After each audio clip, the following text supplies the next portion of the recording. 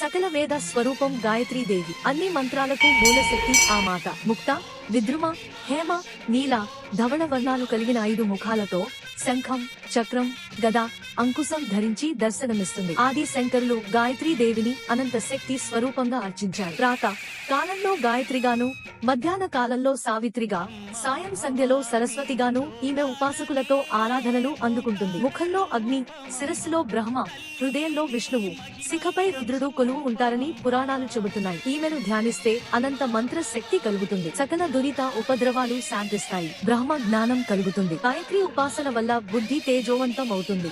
గాయత్రి మంత్రజపం చతుర్వేద పారాయణ ఫలితాన్ని ఇస్తుంది. ఓం భూర్భావస్వ తత్సవితుర్వరేణ్యం భర్గో దేవస్య ధీమహి ధియో యో నః ప్రచోదయాత్ అనే మంత్రాన్ని జపిస్తూ అమ్మను ధ్యానించాలి. అమ్మవారికి అల్లపు గారెలు నివేదన చేయాలి. గాయత్రి స్వరూపంగా వేదం చదువుకున్న బ్రాహ్మణులకు అర్చన చేయాలి. గాయత్రి స్తోత్రాలు పారాయణ చేయాలి.